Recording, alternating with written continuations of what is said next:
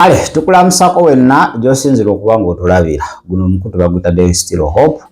Osobola tusala ku Still Hope tu tishia luzungu ne testimony tubeerayo okuba nga ate tukupasaganya ensonga. Nnaku z'omwezi 7 gwa 8 ate 2025 gw'omwaka lunaku lwakuna. Kama tukwebaza olw'olunaku olwaleero kubanga oluganyizza tubulabe tekubadde kwagala kwaffe. Twaniza omuliro mutukuba tulungamye era twenyika mu ndagaano y'omusaayi gw'omwana gw'endiga. Iffe n'abatulaba n'esesoni eno mu Kristo Yesu Mwana Katonda omwana tusabidde. Amina. Abantu babuuze mbalamusizaako mwenna abatugoberera abeekumira ku Still Hope awamu n'emikutu gyaffe gyonna egy'enjawulo. Okola ky'amaanyi nnyo mu linnya lya Mukama waffe Yesu Kristo. Amina. Kakati yadde ntambula ku mikutu egy'enjawulo n'engwa ku katambi k'omusajja yawadde mu kkanisa emu nga yawadde yenenya confession kyeki yakwatula ebibi yattamu omwana we mu biseera bya covid yawo Zoja n'agamba nti omukyala yamunobako mwana n'amulwalirira n'agongobala talina wadde 10 kati saawa yo ndowooza aleka yali tali mulokole ye sitaani awo n'amukubira paasi omwana mbu n'amubika piro n'akola ki n'afa naye njagala owuliza akatambi kano mu ddakiika zijja kubeera nga 2 sobole okuba nga titukomawo. Okwatula ekibi kyange eky'obutemu. To confess my sin of murder. Natta omwana wange nga nkozesa pilo. I killed my son using a pillow. Lwali lumu ne mpesa mukyala wange. One time I got married to a wife. Ne tuzaala omwana ow'obuwala. We gave birth to a daughter. Olw'obwenzi bwange mukyala wange n'anoba. But because I was adulterous, my wife left me. Nandekawo n'omwana. She left me with a daughter. Omwana oyo n'andwalirira. And that daughter became sickly. Olw'ensonga nti yali yagongobala. Because the daughter was crippled. We yandwalirira. When the daughter became so crippled, the solution gye nalaba yali ya kumutta. I decided to kill the baby. Nzize maaso ga Mukama wange Yesu Kristo. I'm here before my Lord Jesus ansonyiwe ekibi ky'obutemu. to forgive me for the sin of murder. Omwana namutta bwe nti. This is how I killed my daughter. Nakwata pilo. I got a pillow. Nenjimunyiga ku nnyindo n'afa. I put it around her nose and she died. Neekaabya amaziga. I pretended to cry for her. Abantu ne bajja ne bamulaba mu buliri. People came and saw her in the bed, lying dead. Ne tumuziika because kyatuukawo 2019. We buried her because that was during 2019. Abantu tebasobola genda bangi ate tebansuspectinga. People never suspected anything to be committed but by me. Because twali mu COVID. And during that time we were during the lockdown. Ekintu ekyo kinkosezza. I've been affected so much. Nti buli kimu ekyange kyonna kyafa. Because everything I touch fails. Mu kusooka nalowooza biwedde. I thought it had ended at that. Bikomyawo bigenze. That was a gone business, that's what I thought. Naye tebyakomaawo. Omwami we muwulidde okibanga kituufu kibi nnyo. Omanyi ennaku buno obujulizi bwakwegendereza ate ndaba gye buvudde aka TV seesigayo naye akabutwa ekyokuyiga sitole katuwa ekyokuyiga ekisookera ddala n'alabe mu comment sections ku channel gye nalabeko obuntu obwo abantu bonna bayita poliisi egimukwate poliisi we yaayo ekula investigation omutemu wuuyo bannayuganda omutemu wuuyo yewaddeko n'obujulizi kati tolina nakunoonyereza kwogenda kolaki kukola wuuyo tewali kyotugamba kirala agambye yettira omwana nga teri amukase baye poliisi muveyo mutuyambe oyo omuntu ng'oyo tasobola kubeera mu society abantu bandise ebintu biyitirivu nnyo ebintu biyitirivu naye eyo yensi yendaba yaayo yensala yaayo ey'omusango teri just okitegeera nkitegeera bulungi so omusajja mu kwogera kwe akuwadde ensonga essaawa eyo yalabanga entuufu yalabanga solution ate ekyokubiri bami mu kaseera ako yali possessed awo omulabe nga yakola ki nga yafuga naye bayibuli etugamba Yokaana ekisooka mu 9 nti bwe tuba tuleebye byaffe mwesigwa nnyo okuba ng'akola ki ng'atusonyiwa naye bwe tugamba nti tulina bibi tumufuula mu ki naye n'ekigambo kye ekibeera mu ffe kituufu kakati njagala tuyigewo wano confession oba repentance oba okwenenya olina okulembera omwoyo wa Katonda olina okukulembera confession oba kuwa testimony oba ki muganda wange bwe wootakulembera omwoyo wa Katonda oyinza okugulumiza sitaani ekyokubiri eno ensi ye eraba ngaoli kubositinga naye ate gwe oba oswaza mulabe ekyo kituufu nakati yensi tokola ki yensi tebiteera erabira ddala omutemu oti omwana wo biki naye nga bangi bali muligattemu batatadda musse buli mwezi olina gwoguwa ssente mutte omugulirira abortion naye kakati g'oli awo osirise oli kwoyo olaba nga mubi nnyo gwe bameka nawe tuyite poliisi anti kati nze tebandaba bintu byasi tebakulaba abantu ne wali oyakola ki oyandaba kati ate ffe tutya abantu ne tutatya oli alaba ennyo alabira mu kizikiza wonna ye kamera ze ziraba buli ki buli wamu zitangaaza ekituufu nnyo ekyo kakati bali omusajja watu yavuddeyo n'aba bannaye nakikola naye emirembe gimbuze bwewaliwo ekintu kyokola muganda wange nekikumalako emirembe bwewaliwo ekibi kikukaabirira kiti ekituufu nnyo kati ndowooza omusaayi gw'omwana gumukaabirira agambye nze buli kenkola tekalaba mukisa nkoze naye ebintu bikozeeki ebintu biganyi kikyo okusinza ku bigambo bye oba bituufu oba si bituufu nawe tomanyi zegala okusinza TV kwe kali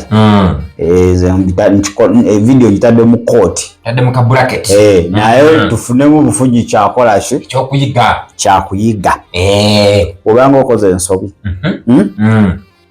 ng'oyagala kuba mu kukola ensobi wano oba mu repentance oba confession mulimu emitendera ekisooka asobola okukutuma ogende woyo omuntu gwekikolako omwenenyiza ayinza okuba nga amanyi oba nga takola ki nga tamanyi ekyokubiri ayinza okugamba kireke oli mwatulira edda saawa zino nga wogenda n'okimugamba oba ogenda leeta ebizibu byotategeera awo ate byabigenda kwonooneka bwonoonesa ekituufu ekyo waliwo ate stage emu nga olina kweninyiza mu maaso ga Katonda ne bikomaawo ngo bireke bikomyawo Katonda yasonyiwa yalongoosa kati mbajanga nterere ni mu bantu bandabe bulungi nedda kigasa ki mu bantu okuba ng'oterera ate nga Katonda oli mukyamu ekingasa bantu bangi mu maaso g'abantu tebaliiko kunenyezebwa naye ate wa Katonda muganda wange emisango gye balina mitawana myerere kakati kiba kirungi nnyo n'okola okwagala kwa Katonda so okw'abantu kituufu ekyo Kana mu kwenenya Katonda so kugamba ekyo nze nkusonyiye kibeere wakati wo nani nange ne Katonda kuba ye wasonyiwa abasonyidde ddala kituufu nnyo obivanjuba we buli ewala ne bugwanjuba ebyo bibi byaffe Katonda gyabiteeka nga tumaze okwenenya okitegedde kakale Katonda agamba ekyo sirika waliwo ekyo nga osobola okugenda wa muganda wo n'omwenenyeza nebiggwerawo kati olina okusaba nga olina owulira nnyo Mukama kiki kyagamba kituufu ng'oyinza okujja okwogeza embeera ng'embeera ekuyiize kasanagera abantu ne mbanyumize mu sitoole yange bayinza okumpa ku ssente sitoole ya nnaku kaŋŋende kuba ogenda kuleeta buzibu bwennyininyini waliyo ebintu Katonda bitwemwenyeza naye nga ffe ababimanyi naye nga nawe tobimanyi. Kituufu nnyo. Naye ng'ate yansonyiwa. Ate waliwo ebimu ng'ayagala ogende wa Luganda omugambi. Luganda wange sonyiwa. Saasira. Era Katonda agenda okugamba genda wa Luganda ye aba yakusooseeyo dda. Yakusooseeyo dda.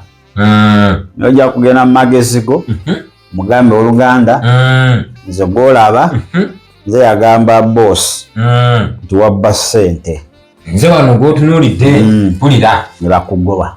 Naye nga tewalina musango. Kyokka omusajja gw'obigamba abadde ne famire. Emmere evaawo wamugobesa. Ali kubonaabona. N'agamba kale tewali buzibu nkusonyiye. Ofuluma ogenda wuwo afuluma anoonya muganga.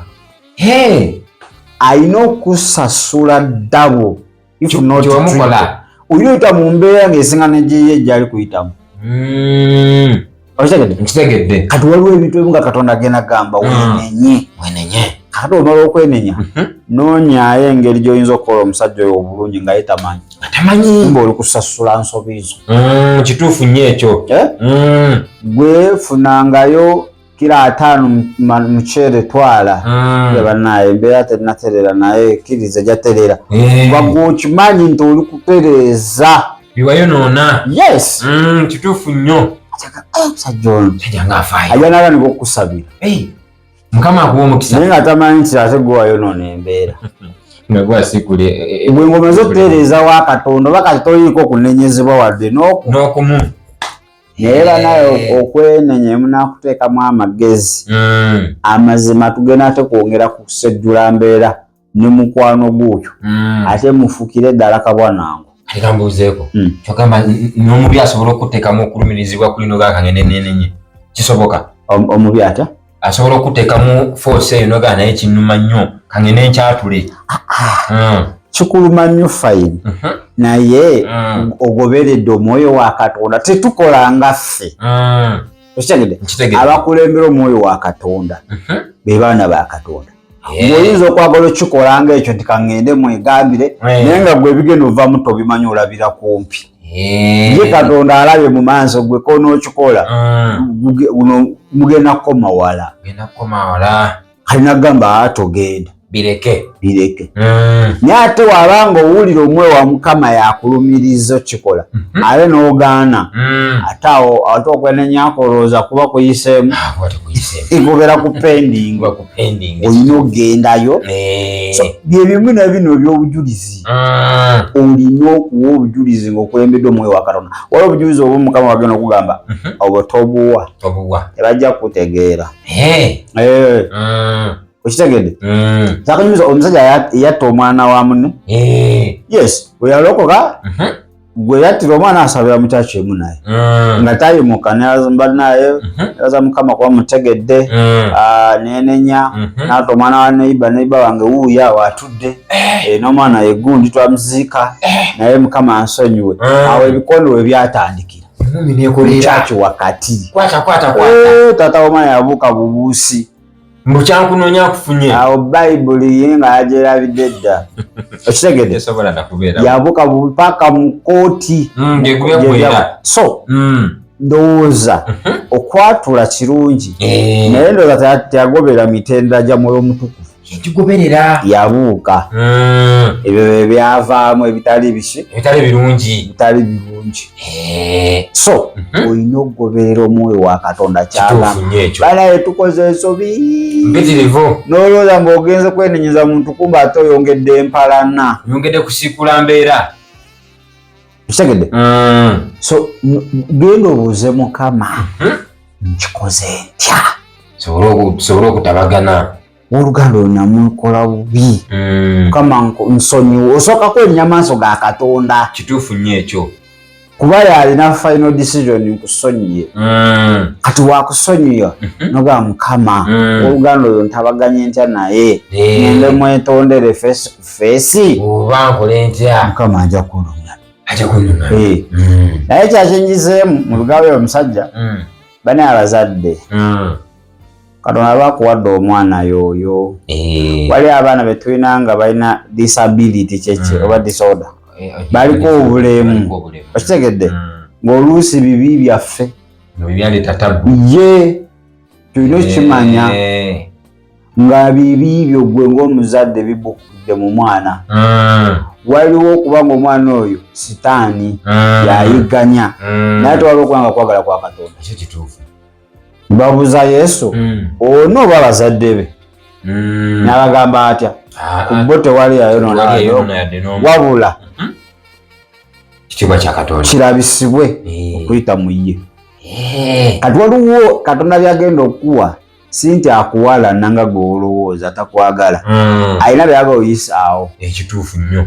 Nze ndabira abantu bangi nga balema nga babuulira enjiri n'okusinga abalamu. Mbalabye nga bali mu bitongole nga balina bulungi, balina n'ezifamire.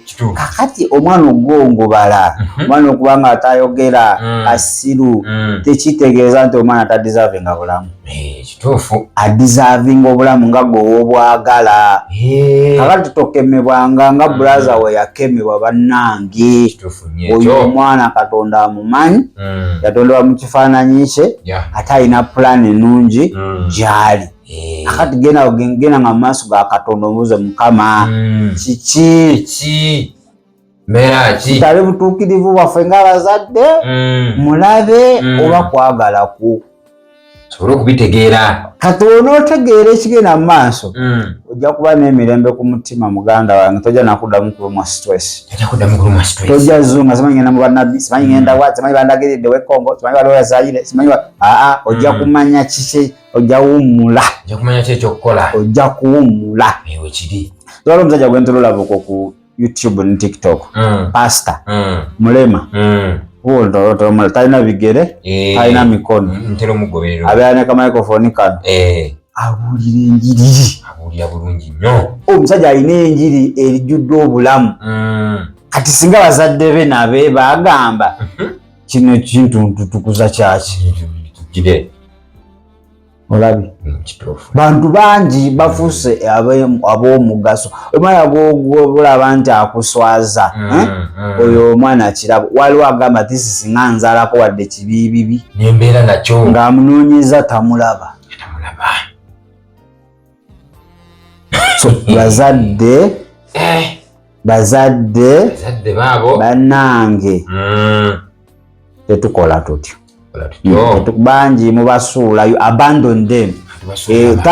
Abamu tebatta but they abandon.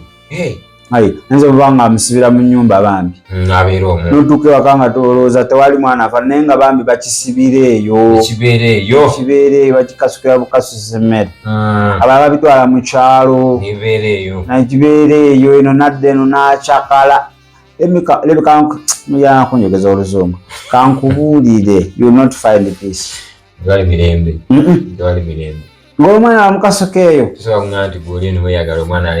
abo abatwala ku makyaki ne babakasuka eyo ne bafuna abantu asindika busindisende n'amala n'omwaka nga talinnyeeyo. Okitegedde? Walwana go bagufa singa gufa osinga okunsumbuwanga ate nzibansesa bwemala okufa ate ne beekaabya krokodayiro tiya bannange ogaa kiki kino amaziga yo naye gaggoonya maziga gaba tegaliyo naawe biri biwaana abamulaga bane emponyo omuntu kafuna ku kiweerero emponyo obuswavu omponyo okufugibwa kaŋŋende enkyakale nga wenjagala. Okimanyi omwana oyo Katonda asobola omukozesa n'abeera n'omugaso n'okusinga abo gwe boolaba nti be balamu ennyo. Baleka abazadde bonna balina ebigere maaso biki nga obwongo obutegera bulungi ne bafuuka ebimpenempene. Naye olinazaala omwana ng'aliko abaana basobola n'okugenda kusoma balina amasomero gaabwe. Wubata omusomo balina facilities zaabwe. Naye ate tekitegeeza you abandon them. N'okasuka eyo abamwana gana nga abamwana ate Katonda omwana oyo aba nga akyalina obulamu aba akyalina essuubi. Katonda akola ebyamagiro tewali kimulema. Kakati ate kati saawa zino autism kye kirwadde ekiriwo kikuta abaana. bazadde bakawa autism abasaba babalimba autism, that is a spiritual disease.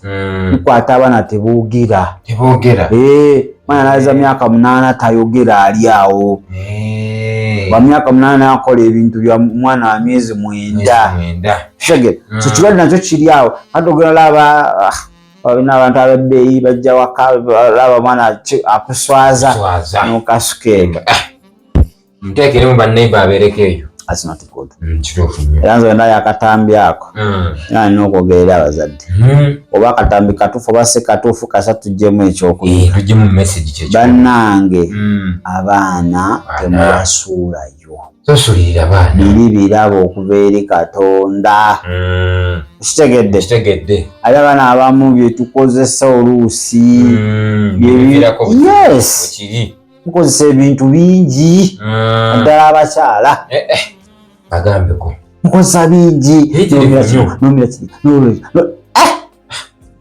obuli tukozaala nga muganda wange you are damaged.